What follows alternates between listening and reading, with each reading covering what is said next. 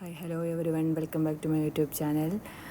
ഇന്ന് നൈറ്റ് എവിടെ പോകാമെന്ന് വെച്ചാൽ ഇവിടെ ഒരു പുസ്തകമേള നടക്കുന്നുണ്ട്. അപ്പോൾ അവിടെ പോകാമെന്ന് വിചാരിച്ചു. അപ്പം ഇവിടെ പാർക്കുണ്ട്, ആ പാർക്കിൽ കൂടെ ഇറങ്ങി അവിടെ പോവാം അങ്ങനെ വന്നതാണ്. അങ്ങനെ വന്നപ്പോൾ ഞാൻ ഈ പാർക്കിൽ അദ്ദേഹം ഇരുന്ന് ഇതുപോലെ മ്യൂസിക് ഇട്ടേക്കുന്നത്. അപ്പോൾ അദ്ദേഹം തന്നെ ഏതോ ഒരു ഇൻസ്ട്രുമെൻ്റ് വെച്ച് പാടുക അവിടെ ഇരുന്ന്.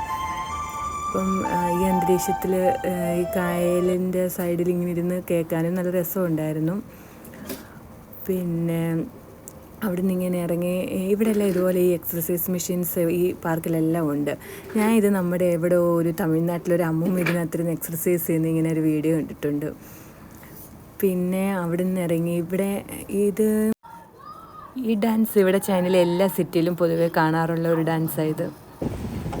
ഇവിടുത്തെ ഒരു പ്രത്യേകമാണ്. പിന്നെ ഇവിടെ ക്ലൈമറ്റൊക്കെ ചേഞ്ച് ചെയ്യുന്നതുകൊണ്ട് ഭയങ്കര കാറ്റൊക്കെ ആയിരുന്നു. അങ്ങനെ പുസ്തകമേളയുടെ അടുത്തെത്തിയപ്പോഴാണ് ഇവിടെ ഇങ്ങനെ ഫ്രഷ് ജ്യൂസൊക്കെ കൊടുക്കുന്നു.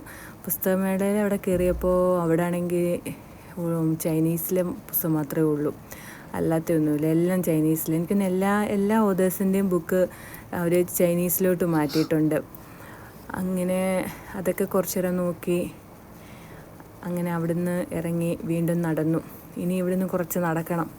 പാർക്കിൽ കൂടെ കയറി വരുവാണെങ്കിൽ പെട്ടെന്ന് വീട്ടിലെത്താം. പക്ഷേ റോഡിൽ കൂടെ ആണെങ്കിൽ ഇച്ചിരി നടക്കണം. അങ്ങനെ ഇവിടെയും ഡാൻസ്, ഇവിടെ ഇങ്ങനെ ഓരോ കമ്മ്യൂണിറ്റിയിലും ഇവരിങ്ങനെ ഡാൻസ് ഉണ്ട്. അങ്ങനെ വന്നപ്പോഴാണ് ഇവിടെ കരിമ്പിൻ ജ്യൂസും അതുപോലെ ഒരു വണ്ടി നിറയെ തണ്ണിമത്തങ്ങ വിൽക്കുന്നതും കണ്ടത്. കുഞ്ഞു തണ്ണിമത്തങ്ങ, നല്ല ചുമന്നത്. ഇതെന്തോ ചീനിയുടെ പോലത്തെ എന്തോ വർഗ്ഗമല്ല.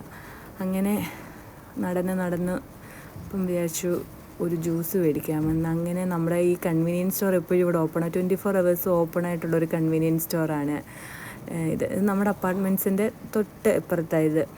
അങ്ങനെ അവിടെ കയറാമെന്ന് വെച്ചു. ഇവിടെ കൺവീനിയൻസ് സ്റ്റോർ ആകുമ്പോൾ എല്ലാ സാധനങ്ങളും കാണും.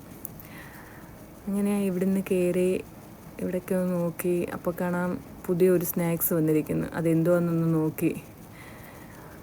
അത് ഒരെണ്ണം വാങ്ങിക്കണമെന്ന് വിചാരിച്ചു.